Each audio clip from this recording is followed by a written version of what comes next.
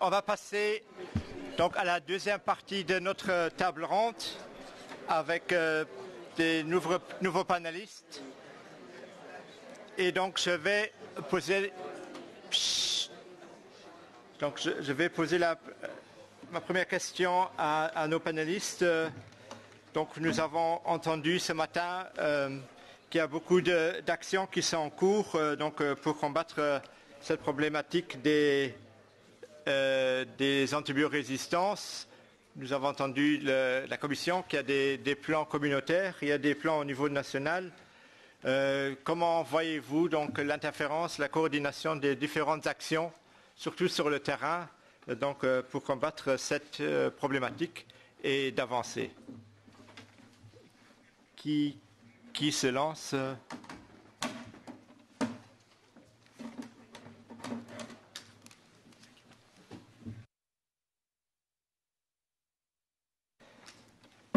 Monsieur Lavolée, vous... Oui, merci. Tout d'abord, je tiens à me présenter. Je suis un éleveur laitier de l'ouest de la France, de Bretagne pour être précis. Je suis donc éleveur. Je représente aussi des éleveurs. Et il y en a quelques-uns dans la salle ici et ils savent que, et vous aussi, vous savez, qu'on ne fait pas ce métier-là par hasard. Si on fait ce métier-là, c'est parce qu'on est passionné, parce qu'on aime les animaux. Et lorsqu'on aime les animaux, on n'aime pas qu'ils soient malades. Donc, on met des mesures de prévention sur son exploitation pour avoir le minimum donc, de problèmes sanitaires sur un ou plusieurs bovins. Lorsqu'il s'agit de bovins, bien sûr, ou plusieurs animaux. Et donc, il y a des mesures de prévention donc, qui peuvent se faire. De manière collective, c'est plutôt les actions de formation. Hein, donc, on en a parlé ce matin au travers de l'intervention de Vincent Bochard. Elles sont multiples. Elles sont organisées à la fois par les groupements de défense sanitaire, enfin les organisations d'éleveurs, et aussi en parité avec la profession vétérinaire. Et il me semble que ces mesures de prévention prévalent sur tout le reste. On a besoin de médicaments de temps en temps, parce qu'on ne peut pas, comme l'a dit Vincent aussi ce matin, on ne peut pas empêcher une vache d'être malade ou un animal d'être malade. Ça, on n'y peut rien, mais globalement, on peut diminuer quand même l'emploi des antibiotiques ou des médicaments d'une manière générale en ayant une politique de prévention qui soit forte. Alors bon, je vous ai parlé donc des formations, mais il y a aussi la surveillance. On a vu ce matin aussi que l'ARCIA, par exemple, avait un système de surveillance au travers d'un outil donc, où ils ont investi quand même relativement, enfin, de manière un peu onéreuse, mais qui donne une réponse rapide à des problèmes rencontrés dans les élevages. Mais malgré tout, il y a aussi les mesures de biosécurité qui sont classiques, hein, que l'on peut observer donc dans les élevages. Bien, voilà pour une réponse un petit peu, Monsieur le Président, un petit peu brossée, en fait, des mesures que l'on peut voir dans les élevages. Merci. Merci beaucoup pour ce témoignage. Qui souhaite intervenir en prochain? Monsieur Dobbenburg, je vous donne la parole. Thank you, Mr. Chairman. On behalf of FVE, we'd like to suggest the next three listed priorities. First, as FVE, we'd like to continue to provide input to the Commission's proposal for a regulation of veterinary medicines in the EU. The FVE would like to have a robust legal framework that ensures responsible use of medicines and through that ensures animal health and welfare as well as public health in the European Union. A legal framework that, first, ensures availability of veterinary medicines for all species in all countries of the European Union. Two, strengthens the veterinary prescription, and as we have discussed earlier today, for FVE this means that this veterinary prescription is issued by a veterinarian. Three, to ensure that medicines, including antibiotics, will be available in future to treat the animals when needed. Second, prevention is better than cure. FVE promotes the animal health visits and considers the recently adopted animal health regulation a very important step forward. We will continue to encourage a strong relationship between the vet and the farmer. We need them both to tackle this problem. And as also this will be possible in secondary legislation as we expect. Third, FEE strongly advocates responsible use of medicine and supports transparency in use. You can see this in our presentations from this morning today. And we will continue to support monitoring of the use of antibiotics, as is done in ESVAC, for example. And also FEE has taken a number of initiatives in the last years. We have developed several guidance leaflets to support veterinarians in their daily practice and raise awareness of the general public and the animal owners. FEE is also a founding member of JP Ruma. FEE has established a strong collaboration with CPME, the European doctors, in the concept of One Health. We participate in several research projects as advisors. And last but not least, FEE will continue to take more spearheading initiatives in the future to ensure that antimicrobials remain efficient now and in the future. Thank you. Merci beaucoup pour cette intervention. Qui voudrait prendre la parole? Je donne la parole au Dr Malougaskas, vétérinaire officiel à l'administration des services vétérinaires du Luxembourg. Merci, Monsieur le Président. On voit l'importance du dossier, on voit l'intérêt des gens, donc les actions à mettre en route, la législation européenne est en train de se mettre en place. Il faut maintenant arriver à mettre tout ça sur le terrain. Je crois qu'il faut arriver à une diminution d'utilisation des antibiotiques, mais peut-être avoir une autre utilisation et donc une meilleure utilisation des antibiotiques. Ceci peut passer surtout par l'information et l'éducation aussi bien du vétérinaire que continue du vétérinaire et de l'éleveur et qui doit se faire, à mon avis, par ses pairs, par des gens en qui ils ont confiance. J'ai trouvé très intéressant ce matin justement l'exemple du GDS où les formateurs sont les éleveurs et qui parlent à leurs pairs et qui montrent le chemin. Il faut surtout essayer dans ce contexte-là de ne pas laisser s'installer un fossé entre les discussions d'un côté du législateur et de l'autre côté de ce qui se passe sur le terrain. En tant que petit pays, bien sûr, nous aussi, on va réagir, mais ce qui est intéressant est surtout de voir et d'élaborer des structures peut-être sur un plan régional, transfrontalier. Les voies européennes sont en route. L'intervention du législateur européen dans ce sens-là est une priorité parce qu'il permet un consensus large et une approche harmonisée des activités à entreprendre. On a les moyens, comme les compilations de données de l'ESVAC, le monitoring harmonisé à l'échelle européenne sur les résistances, qui permet d'avoir une vue globale pour voir ce qui circule dans les assiettes des consommateurs et qui permettra donc de définir les priorités futures. Il faut, de notre côté, aller peut-être chez l'éleveur pour avoir les données sur les antibiotiques utilisés, puisque l'Europe se fait et il y a un passage transfrontalier entre les médicaments, et donc les données nationales ne sont pas toujours aussi représentatives comme ils l'ont été avant.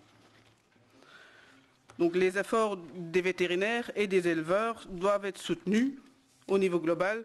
Les lignes de conduite sont là. La classification des antibiotiques en médicaments de première intention, deuxième intention, spécifiques, risques spécifiques et autres sont là. Il s'agit maintenant de les amener près des praticiens sur le terrain. Arriver aussi à ce qu'un antibiogramme peut-être soit une analyse de routine avant un antibiotique critique. Il faut donc, de notre côté, mettre à disposition des praticiens sur le terrain des analyses fiables et rapides. De notre côté, il y a des affections pour lesquelles il n'y a pas de traitement. On doit recourir aux médicaments de la cascade. Il y a un vide et il faudrait peut-être voir avec l'industrie pour avoir des conseils d'utilisation des antibiotiques utilisés sous le cadre de la cascade. Dans ce sens-là aussi, peut-être à la recherche de voir dans les antibiotiques anciens qui sont sur le terrain depuis un certain temps, de réviser et d'adapter les résumés pour avoir des posologies et des espèces cibles selon les dernières connaissances scientifiques pour essayer de garder ces antibiotiques dans un maximum de temps. Côté éleveur, je crois que les moyens de prévention sont en place. Il faut favoriser et faciliter pour les éleveurs d'optimiser les systèmes existants, essayer de trouver les failles, arriver à l'application des mesures de biosécurité pour couper les voies d'infection et peut-être aussi favoriser la recherche pour développer des traitements alternatifs. Finalement, on croit que le consommateur doit être responsabilisé et informé de manière continue aussi, et qu'il sache qu'une baisse continue du prix des denrées alimentaires de la filière alimentaire animalière ne peut pas être réalisée dans les conditions d'élevage qui ont recours à des médicaments en perpétuité. Merci beaucoup pour cette intervention. Est-ce qu'il y a d'autres demandes de parole de ce côté de la table?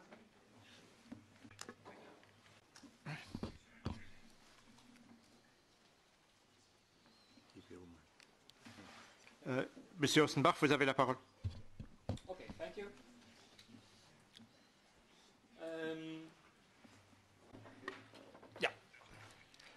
Well, I represent here EPRUMA. We are the European platform for the responsible use of medicines in animals. We are a multi-stakeholder platform. Several of them are here in this audience to ensure best practice through responsible use of medicines in the prevention and control of animal diseases. We pursue this goal by facilitating and promoting a coordinated and integrated approach, and we involve a wide range of stakeholders, and that membership includes 10 different organizations representing these sectors, as well as 4 national multi-stakeholder initiatives. We have been active for already 10 years, and next November the 10th we will celebrate our 10th anniversary during a reception hosted by Julie Girling, MEP. And I would like to use this opportunity to invite you all to that event. More information you can find at epruma.eu. For the future, we will continue to work according to the following 2 principles. Veterinary medicines, which includes antibiotics, need to be used responsibly to maintain their efficacy. All animal health stakeholders are committed to responsible use. Secondly, antibiotics should be used as little as possible, as much as necessary. Therefore, EPRUMA advocates transparency on the use of antibiotics, including a holistic approach to disease prevention and control through concepts such as biosecurity, good housing, ventilation, hygiene, appropriate nutrition, monitoring of health, welfare, animal health planning, and vaccination. EPRUMA seeks to ensure that antibiotics are used responsibly under veterinary care, with diagnostics guiding the antibiotic choice and according to licensing conditions. Our objectives for the coming years, we will continue to ensure that responsible use of veterinary medicines is by promoting a holistic approach. We will continue to support the principle of transparency, data collection on use, and resistance monitoring in order for further prioritization of actions.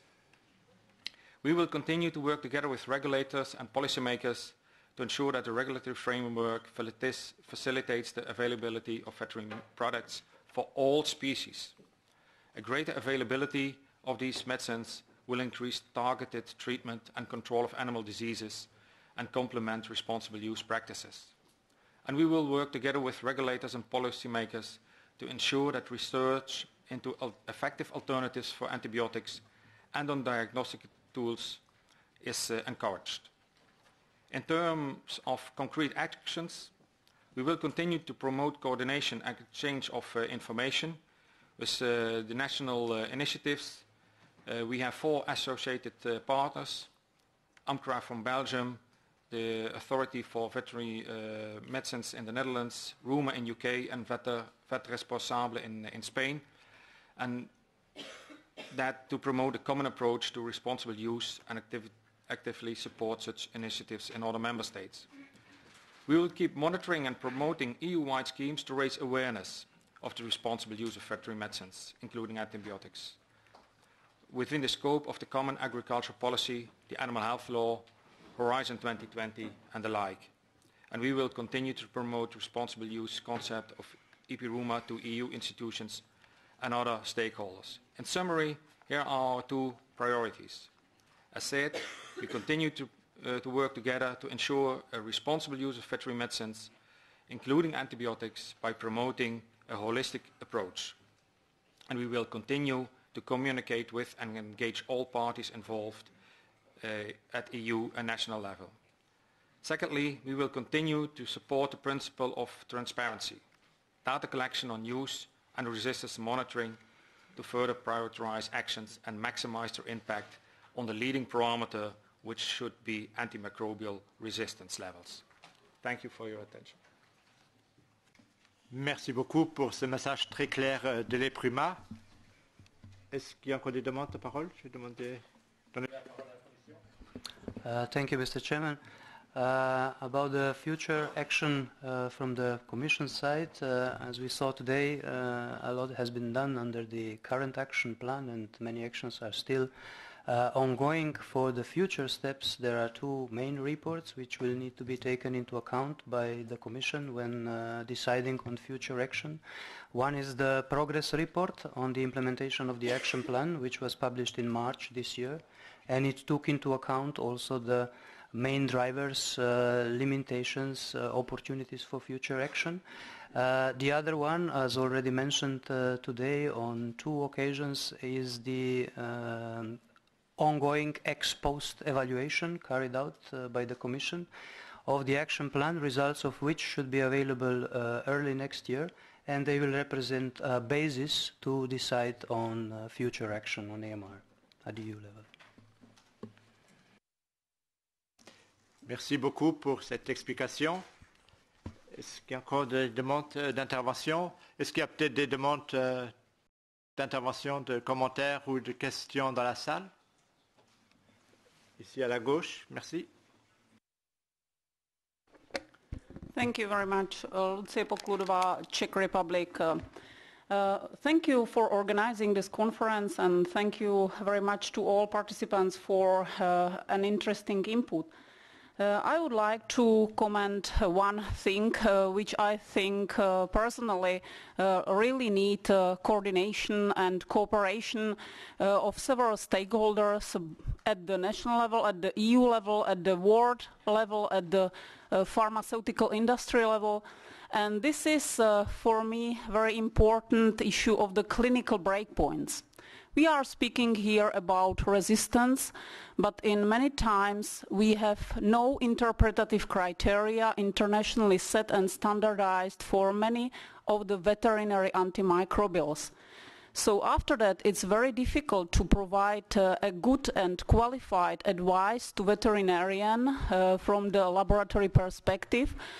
How we to tackle the isolate if it's considered as susceptible or resistance once we have no good clinical breakpoint derived specifically for veterinary use, considering pharmacokinetic and pharmacodynamic parameters.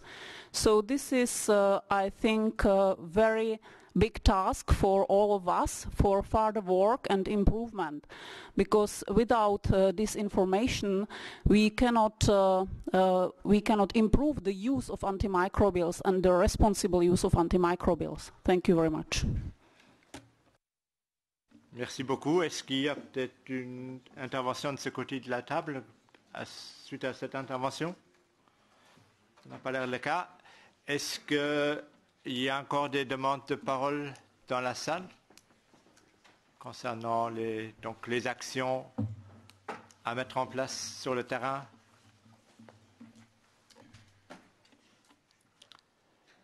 Ceci ne semble pas le cas.